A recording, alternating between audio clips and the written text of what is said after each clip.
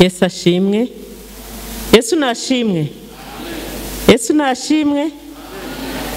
Nongeye kubasuhuza mu izina ry'umwami wacu Yesu Kristo, kandi nongeye kuvuga ngo umwaka mushya muhire. Ngira ngo ntabwo birasaza, naje gusanga ukwezi kwa mbere kose twemerewe gukomeza kwifurizanya umwaka mushya muhire. Umwaka mushya muhire rero. Haleluya. Kandi ngira ngo dukomeje gushima Imana mu mitima yacu.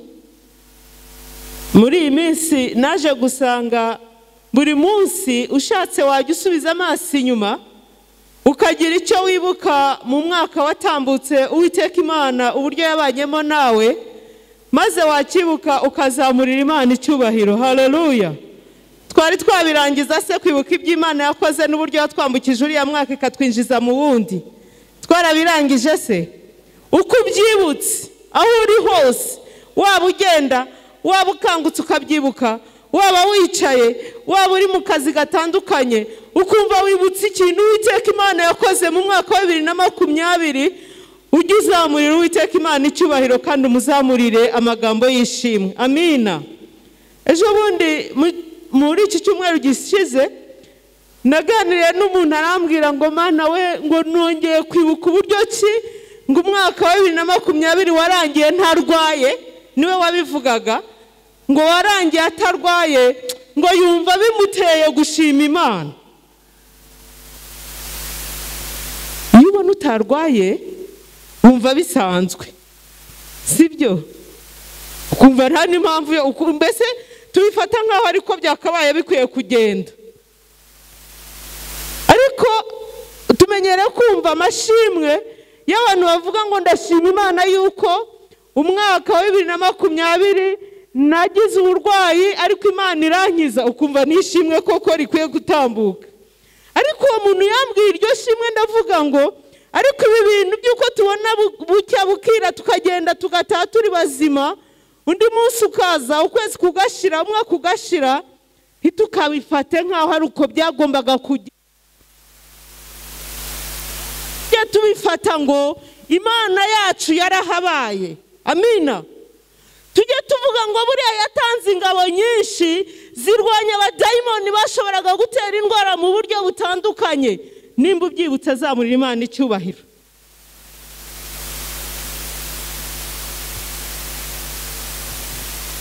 Amina. Uyu munsi nifuje ko twongera tukaganira ku ijambo, cyangwa se turushaho gutekereza ku ijambo mwene data wadusomeye igice yadusomeye. Ijambo riri mu gitabo cya mbere cya Samweli muri kiriya gice cya 16 badusomeyemo imirongo nk'itanu.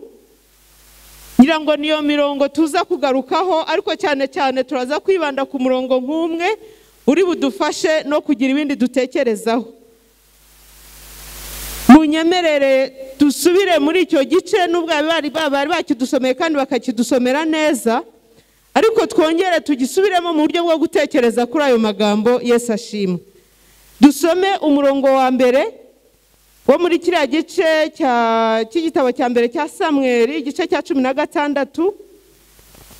Haravuga ngo bukeye Uwiteka abaza Samweli ati, uzageza he kuririra Sawuli kandi nanze ko aba umwami wa Isirayeli? Uzuza ihembe ryawe amavuta ngo utume kuri Yesayi w'i Betelehemu, kuko niboneye umwami mu bahungu be. Umurongo wa kabiri ukavuga ngo Samweli arabaza ati, yabazaga Uwiteka Imana, arabaza ati, nagenda nte ko Sawuli nabyumva azanyica? Uwiteka aramusubiza ati, jyana inyana y'ishashi, nugerayo uvuga uti nzanywe no gutambira Uwiteka igitambo. Umurongo wa gatatu ukavuga ngo maze uhamagare Yesayi aze ku gitambo, nanjye nzakwereka uko uzagenza, uzansukira amavuta kuwo nzakubwira. Haleluya. Hanyuma badusomeye n'umurongo wa 13 wo muri icyo gice, uvuga ngo Samweli ahera ko yenda ihembe ry'amavuta ayamusukiraho imbere y'abakuru be. Uhereye ubwo umwuka w'Uwiteka akajya kuri Dawidi cyane. Nuko Samweli arahaguruka asubira i Rama. Reka dusenga Imana. Uwiteka Imana yacu, iri jambo ryawe niryo wifuje yuko ubwoko bwawe twumva muri uyu mugoroba. Tugusabye umwuka wawe kugira ngo agire icyo yigisha buri wese, kuko tuzi neza yuko ijambo ryawe ngo ritajya rimanukira ubusa, ahubwo hari icyo wifuje kutwigisha kuri iki gikorwa. Turasabye rero Mana ngo imbaraga zawe, umwuka wawe w'ubwenge adusobanurire kandi aganirize buri wese. Ni wowe uzi inzara n'inyota ubwoko bwawe bufite. Njyewe icyo nifuje kuba n'ukukubera igikoresho, wowe ukivugira ukikorera. Uwiteka Imana, dutatanije imbaraga zose zarwanya ijambo ryawe mu izina ryera rya Yesu Kristo. Dukujeho ubucakura bwose bw'abadayimoni mu izina ryera rya Yesu Kristo. Mana, reka imbaraga zawe, reka umwuka wawe agendagende muri iyi nzu yitiriwe izina ryawe. Twabonye imbaraga ziri mu nzu yawe. Turasabye kugira ngo ubutware bwawe ari bwo bukoreka muri iki cyumba. Urakoze Mana isumba byose, ngwino ubane natwe. Reka ubwiza bwawe bugaragare, reka imbaraga zawe zigaragare kuri buri wese. Iyi nzu yitiriwe izina ryawe Mana, reka ubohore ibikwiye kubohoka, kandi ubohe ibikwiye kuboha bidakwiye kuba mu nzu yawe. Urakoze nyakubahwa Imana, urakoze kutwumvise, kandi urakoze ko wemeye kubana natwe mu izina rikomeye rya Yesu Kristo. Amen. N'amagambo ngira ngo tumenyereye cyane, ntabwo ari mashyashya. N'amagambo y'uburyo Imana yatumye umukozi wayo, umugaragu wayo Samweli kujya kwimika Dawidi. Nubwo tutayasomye yose, ariko batweretsemo ibice nka 2 gusa cyangwa ibice 3. Uwiteka abwira Samweli kurekera gukomeza kubabara ku bwa Sawuli, ahubwo aramutuma. Aramubwira ati haguruka ujye kwimikisha, ujye kwimika uwo nzakwereka. Icya kabiri yamubwiye uko azabigenza, kuko byari bitoroshye. Yari agiye kwimika umwami n'undi yari akiriho. Ndetse tugaratubona hari aho Samweli nawe yagize ubwoba, arabaza ati nzabigenza nte? Hanyuma tubona rero Uwiteka amubwira uko azabigenza. Hanyuma Samweli arahaguruka aragenda arabikora. Ariko mbere yuko agera kuri iki gikorwa, natekereje nasubiye inyuma gato ndeba impamvu byagenze kuriye. Kuko iyo urebye mu bice bibanza, tubona aho umwami cyangwa se Imana yari yabwiye Samweli kujya kwimika Sawuli mu gice cya 10, kubera ko ubwoko bw'Isirayeli bwari bwagezeho bwisabira kuyoborwa n'umwami. Mu gice cya 8 aho niho dusanga babwira Uwiteka, babwira Samweli ngo nabahe umwami wo kubayobora, ngo kubera yuko we amaze gusaza. Ndetse ngo bibabaza n'Uwiteka Imana yuko bifuza umwami wo kubayobora, kuko ngo we yumvaga yuko bakabaye banezezwa no ko umwami Imana ababereye umwami. Ariko abwira Samweli ati kubera ko bifuje umwami, genda ubimikira uwo mwami. Mu gice cya 10 rero niho tubona Samweli Imana imutegeka kugenda agafata ihembe ry'amavuta, imerezo, hanyuma aragenda yimika cyangwa se amusukaho ayo mavuta, amwimikisha amavuta. Amaze kumwimikisha ayo mavuta, hari ikintu yamubwiye mu gice cya 10 ku murongo wa 8. Yaramubwiye ngo kandi uzantange kugera i Gilugari, nanjye nzagusangayo nje gutamba ibitambo byoswa n'ibitambo by'ishimwe yuko ari amahoro. Uwo ni Samweli wabwiraga Sawuli ngo uzamareyo iminsi 7 untegereje kugeza igihe nzaza nkagusobanurira icyo ukwiriye gukora. Yagomba kugira ubwari rero kujya gutegereza kugira ngo azaze Samweli azahatambira ibitambo by'uko bari amahoro, hanyuma anamubwire icyo akwiriye gukora. Hagati aho ariko ingabo za Abafilisitiya baza gutera Abisirayeli, baza navuga ngo bababyiga bashaka kubatera, ndetse ngo ingabo zimwe zigenda ziva kuri Sawuli zigenda ziratatana. Sawuli agira ubwoba. Noneho mu gice cya 13 umurongo wa 8 tuza kubona ngo aza kugira ubwira. Titire cyangwa se umutwe w'icyo wayo magambo kubera ku murongo wa 8 mu gice cya 13 haravuga ngo ubwira bwa Sawuli. Sawuli ngo aza kugira ubwira, aho kugira ngo ategereze Samweli ko aza kumugeraho ngo atange ibitambo by'uko bari amahoro, Sawuli ngo bari ujya gutamba igitambo cy'uko bari amahoro. Ariko ibyo bintu abikoze ngo Uwiteka ngo maze Samweli, turebye ku murongo wa 13 muri icyo gice cya 13 haranditse ngo maze Samweli abwira Sawuli ati wafuditse, ntiwumviye itegeko Uwiteka Imana yawe yagutegetse, none Uwiteka aba akomeje ubwami bwawe mu Isirayeli iteka ryose, ariko noneho ubwami bwawe ntibuzagumaho. Uwiteka amaze kwishakira umuntu umeze nk'uko umutima we ushaka, kandi niwe Uwiteka yashyizeho kuba umutware w'ubwoko bwe, kuko utumviye icyo Uwiteka yagutegetse. Ubwo Sawuli aba arivangiye. Bari bamubwiye uko abigenza, ariko we yanga gutegereza ngo agire ubwira, ajya gukora ibyo atagombaga gukora, kuko baramubwiye ngo ategereze hanyuma azabwirwa icyo azakora. Ibyo rero ngo Samweli aramubwira ati wafuditse, ati kandi ibyo byarakaje Uwiteka, ati none ubwami bwawe ntabwo bugikomeye. Niho yamubwiye ati hagiye kwimikwa undi muntu ngo Uwiteka ngo yashyizeho kuba umutware w'ubwoko bwe, kuko utumviye icyo Uwiteka yagusabye. Noneho yabaye nk'umuteguzi.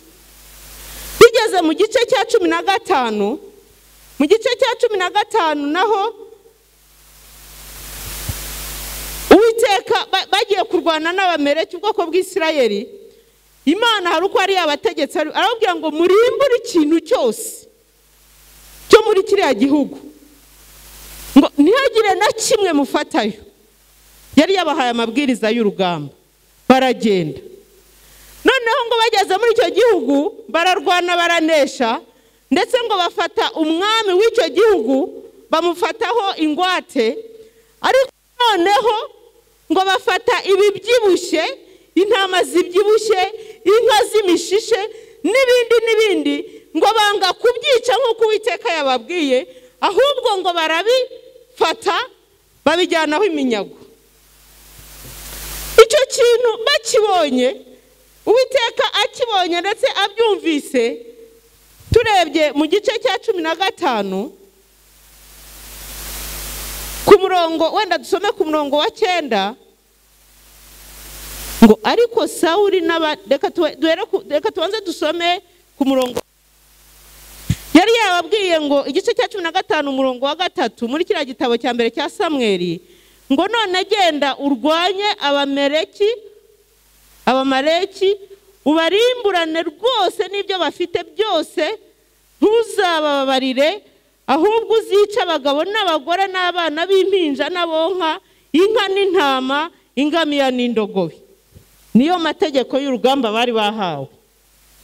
Hanyuma turebye muri icyo gice umurongo wa 9 uravuga ngo ariko Sawuli n'abari kumwe nawe barokora Agagi n'inyamibwa z'intama n'inka z'indatwa n'ibiduhagire n'abagazi b'intama beza n'ikintu cyose cyiza banga kubirimbura rwose, ahubwo ikintu cyose kigawa kidafite umumaro aba ari cyo barimbura rwose. Ku murongo wa 10 rero munyumvire ibyavuye kuri ibyo. Dukomeje ari ku murongo wa 10 bavuga ngo bukeye ijambo ry'Uwiteka rigera kuri Samweli aravuga ati nicujije icyatumye nimika Sawuli kuko yateshutse akanga kunyoboka ntasohoze amategeko yanjye.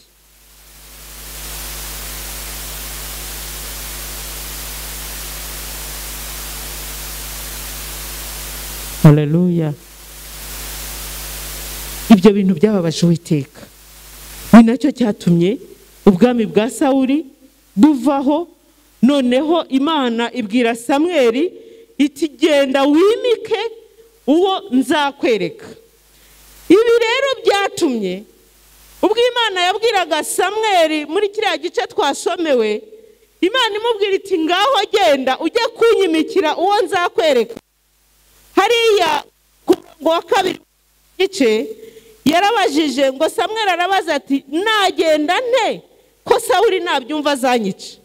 Kubera biriya byose yari yamaze kumwimika, ariko kandi agenda amwereka ibintu yakoze nabi yafuditse imbere y'Imana. Hanyuma Uwiteka aramubwira ati rero ubu noneho ngiye gusohoza umugambi wanjye wo kwimika uw'umutima wanjye wishimira, umeze nk'uko umutima wanjye wifuza. Aramubwira ati ngaho genda. Samweli nawe abanza kugira ubwoba, aravuga ati ndabigenza nte? Ndagenda gute ko Sawuli ari bunyice? Byanteye kureba kiriya gisubizo yamuhaye. Ku murongo wa 3 yamubwiye ngo Uwiteka aramusubiza ati jyana inyana y'ishashi, nugerayo uvuga uti nzanywe no gutambira Uwiteka igitambo. Ku murongo wa 3 akavuga ngo maze uhamagare Yesayi aze ku gitambo, nanjye nzakwereka uko uzagenza. Haleluya. Ririya jambo narikunze cyane, ni naryo nifuje ko tuganiraho uyu mugoroba, ngo nanjye nzakwereka uko uzagenza. Amina. Haleluya. Arafite bwo kuvuga ati ya mwami ndamuhinguka gute imbere, ndamubwira uko nje kwimika undi mwami, noneho ngo unameze nk'uko Uwiteka yishimira. Samweli nubwo yari umuhanuzi, nubwo yari akomeye, nubwo afite ukuntu yari yahamagawe, nubwo afite ukuntu Imana yari yagiye imutegura muri ruriya rugendo, ariko hariya yarahageze nawe agira ubwoba. Arabaza ngo nagenda gute ko Sawuli nabyumva azanyica? Mu buryo yagira ngo abaze Imana. Nge nayibonyemo nk'uburyo bwo kuvuga ngo Mana, iyi operasiyo untumyemo irakomeye,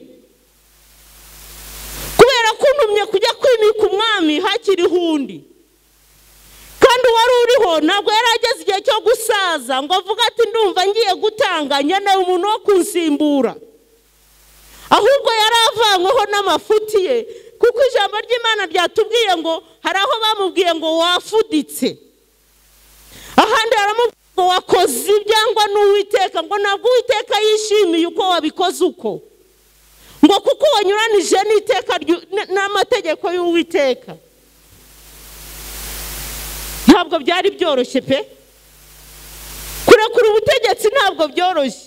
Hari ibyo tumaze iminsi dukurikira twumva banze kurekura ubutegetsi, no kurekura ubutegetsi cyari ikintu cyoroshye.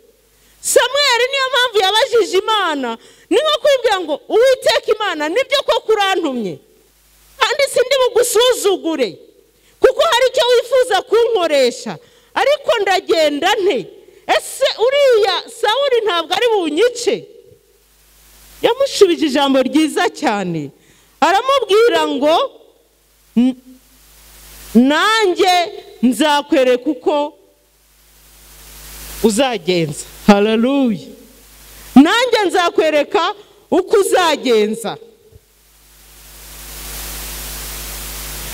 Samweli Samweli amaze kubwirwa icyo, amaze kubwirwa iryo jambo navuga ngo rimuyobora kandi ijambo riturutse ku Uwiteka, yaratinyutse. Haleluya, haleluya. Yaratinyutse, noneho yumva amabwiriza yamubwiye, amubwira ati genda utumize bene Yesayi, mbese genda uvuga yuko ugiye gutamba igitambo. Kandi koko yaragitambye, ntabwo ari ikinyoma, ntabwo yabeshye. Yambwiye ati wowe genda unyure mu nzira yo gutanga igitambo, noneho uhamagare Yesayi agenda gufashe muri uko gutamba igitambo.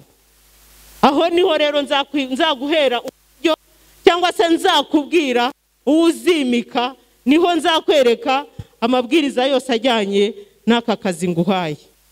Samweli amaze kubwirwa ijambo, navuga ngo ijambo ry'igitsikamutima cyangwa ijambo rimuha umurongo ngenderwaho, amaze kumubwira ngo nanjye nzakwereka uko uzagenza, yahise agenda. Haleluya, haleluya. Numvise ari ijambo ryafashije cyane ubwo natekerezaga kuri iki gice.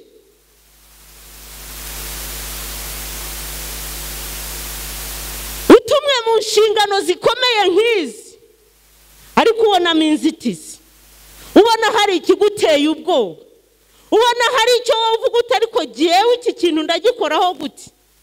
Ese uriya mwami ndamukizwa n'iki? Ese kiriya kintu kigaragara nk'igiteye ubwoba, kiriya kintu kigaragara nk'inzitizi muri iyi nshingano bampaye, kiriya kintu kigaragara nk'ikitoroshye muri uyu muhamagaro ngiyemo, ndabiza gute?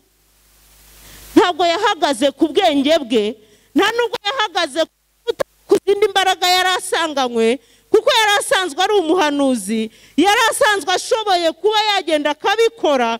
Ariko aravuga ati Uwiteka Imana, banzumbwira uko ngenda, banzumbwira uko mbikora, banzumpa umurongo ngenderwaho, kuko jyewe ubwanjye ntabwo nagenda ngo niyobore.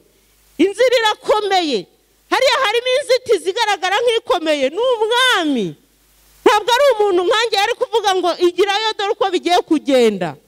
Kandi yari afite imbaraga Sawuli z'uko yashobora kumugirira nabi.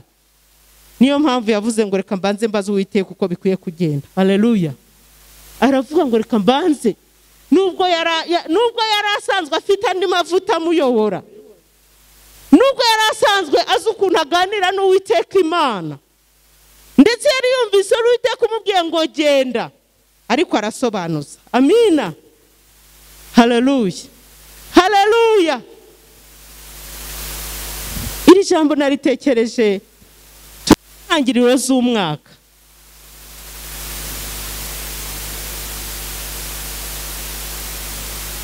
Nzi ko iyo umwaka utangira buri wese hari ibyo abarimo avuga ati jyewe ngiye gukora ibi.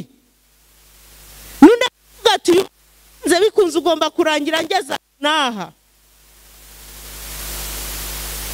Ushobora kuba ari mu murimo w'Imana, ushobora kuba ari mu zindi nshingano zawe bwite, ushobora kuba ari mu mpinga yawe bwite,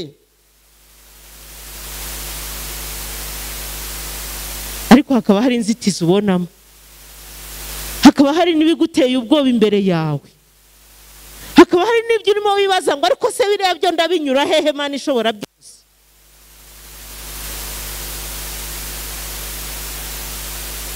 Tubaze Imana uko tuzabigenza. Haleluya.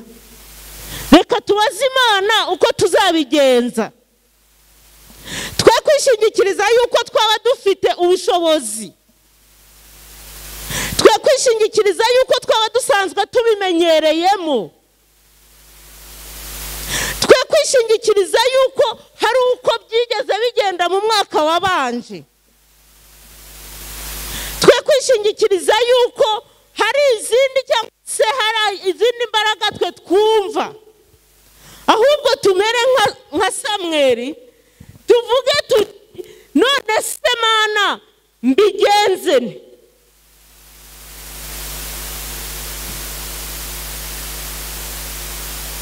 Haleluya, haleluya, haleluya.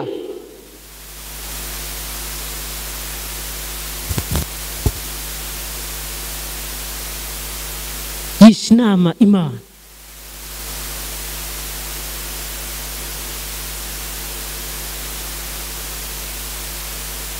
umushinga maze iminsi ndi gukora, mperutse kujya gusenga, nta nubwo ari wo nasengeraga bisanzwe nyine kumwe uba wumva ufite inzara n'inyota byo gusenga.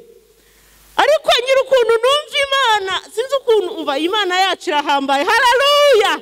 Imana yacu irahambaye.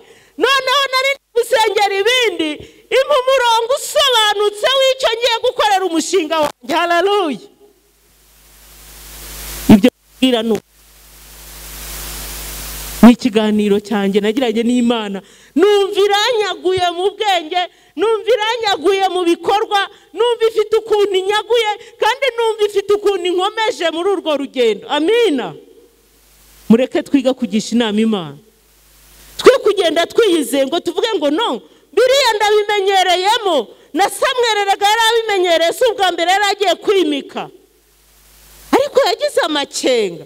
Aravuga turiya mwami Sawuli, Imana bwa mbere yabanje ikamugaya, ubwa kabiri kongera ikamugaya, ndetse ikagira nuko yamubwiye yuko igiye guhindura ikimika, ho none ntashobora kungirira nabi. Mana wenda bigenza gute?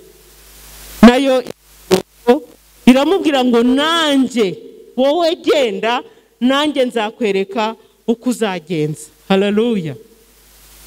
Kandi yarabimweretse pe, yarabimweretse, yabanye nawe. Iyo musomye kiriya gice cyose ubona hari aho yatangiye ashaka kuvuga ati nuriya, Imana itoya ntabwo ari uriya.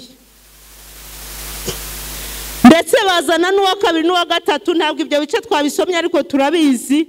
Ariko kuko Uwiteka yari yamubwiye ngo genda nzakwereka uko uzabigenza, yamweretse uw'umutima ngo umeze nk'uko umutima w'Uwiteka abyifuza. Haleluya! Rero iyo Uwiteka yavuze ngo genda nanjye nzakwereka uko uzabigenza, murajyana. Burya ingorane niyo twiyemeje kugenda tutanamugishije inama, tutanamubajije tutese tubigenze gute.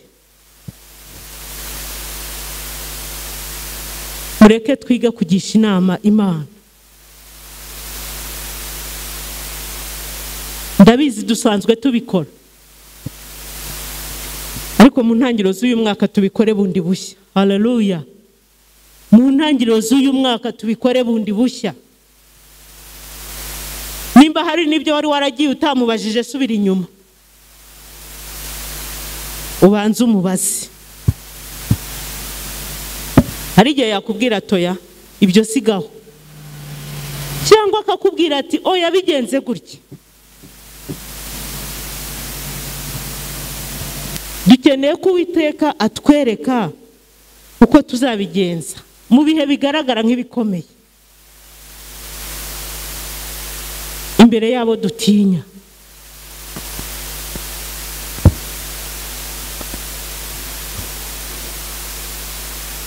Imbere y'ibyo dutinya, imbere y'ibiduteye ubwoba, aho twumva tutazi uko twavuga, Uwiteka yiteguye kutugira inama. Hari Zaburi nkunda cyane,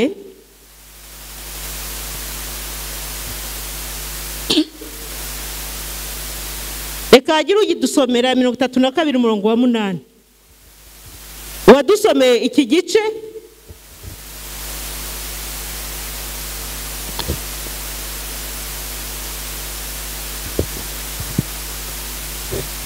dusomere Zaburi ya 32 umurongo wa 8. Zaburi ya 34 umurongo wa 8. 32. Zaburi ya 32 umurongo wa 8 aravuga ngo nzakwigisha nkwereke inzira unyura, nzakugira inama, ijisho ryanjye rizakugumaho. Haleluya! Harimo ibintu bine by'ingenzi. Iyi baratuga bundi ngo ni Zaburi ya Dawidi. Icyambere ngo nzakwigisha. Haleluya! Nzakwigisha.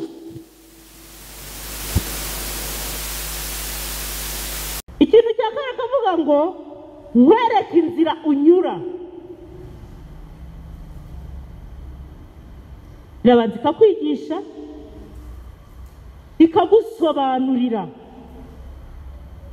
ukabyumva, warangiza ikakwereka inzira unyura.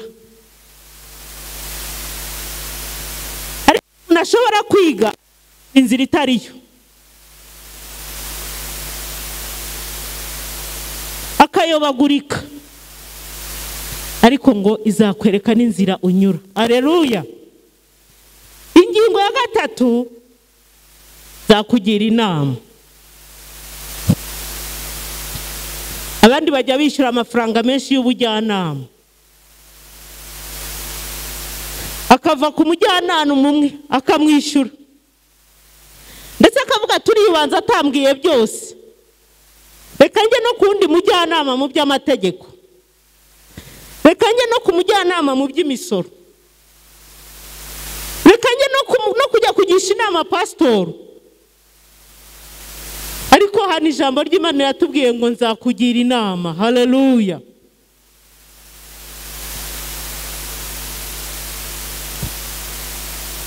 Nzakwigisha, nkwereke inzira unyura, ariko si ibyo gusa, nzakomeza nkugire n'inama. Haleluya. Mwazamuriye Imana icyubahiro koko. Ibyo kandi bidukorera ku buntu, iduhaye facture ubundi nta nubwo twabona icyo tuyishyura. Ingingo ya kane cyangwa se ikindi kintu cya kane izadukera, iravuga ngo ijisho ryanjye rizakugumaho. Nzaguma nkurikirana, ntaho nzagera ngo nkubwire ngo ngaho genda wenyine, ahubwo ijisho ryanjye rizakugumaho. Haleluya.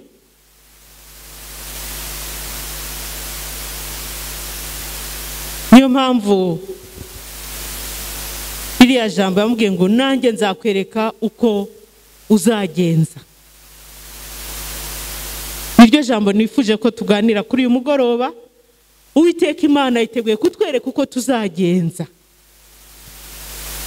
Imbere y'ibyadutera ubwoba yiteguye kutwereka uko tuzagenza. Imbere y'ibyo tutazi twe twagenza yiteguye kutwereka uko izabigenza. Ndetse naho tutazi yo yiteguye kutwereka uko izabigenza, uko tuzabigenza. Izatwigisha. Ndagira ngo aya magambo, izi ngingo enye aba arizo dusozezaho, ndetse zigume mu mutima uvuge ngo mu ntangiriro z'uyu mwaka, muri wa mushinga wanjye, muri wa muhamagaro, muri cya gikorwa nifuza gukora muri uyu mwaka, Uwiteka Imana yiteguye kunyigisha, Uwiteka Imana yiteguye kunyereka inzira, Uwiteka Imana yiteguye kuma, kandi ijisho rye rizigera rimvaho, ahubwo rizangumaho iteka ryose. Rero mureke tumwegere, twemere tumubaze icyo gukora, azatwereka uko tubigenza, kandi azabana natwe muri iyo nzira yose, kuko ijisho rye ngo ritazigera rituvaho. Uwiteka Imana ahabwe icyubahiro. Reka dusenge Imana. Uwiteka Imana yacu, Mana nziza, turagushimye ko uri umwami w'amahoro.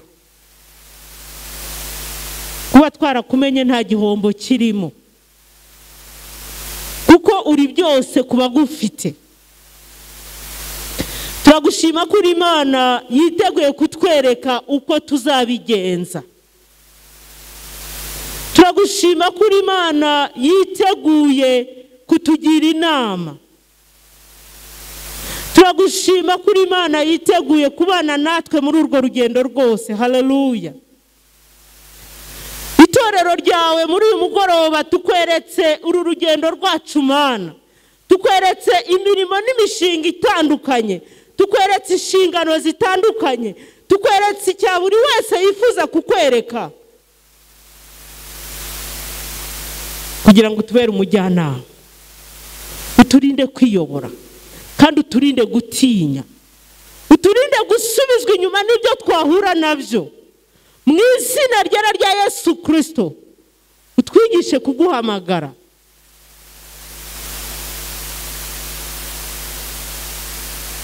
Baratubwiye ngo ntabaza ndagutabara. Mpamagara, ngisha inama ndakugira inama, mbwira ibyo utumva ndakwigisha.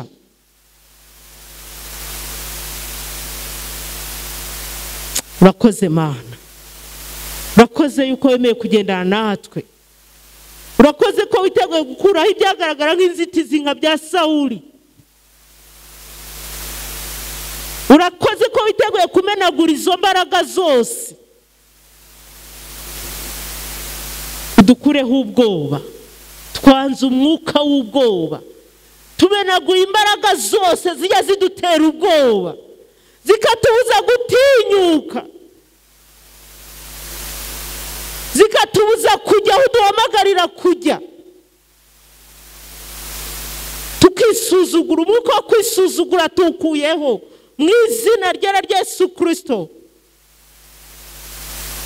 Duhagaze mu butware bwawe kandi turagushima yuko wemeye kutwigisha, ukatugira inama, ukatuyobora, kandi ijisho ryawe rikaguma kuri twe. Urakoze nyakubahwa Imana, natwe twemeye kukwegera kandi uturinde aho twayobaguritse. Ni ukuri turahindukiye mu izina rya Yesu Kristo.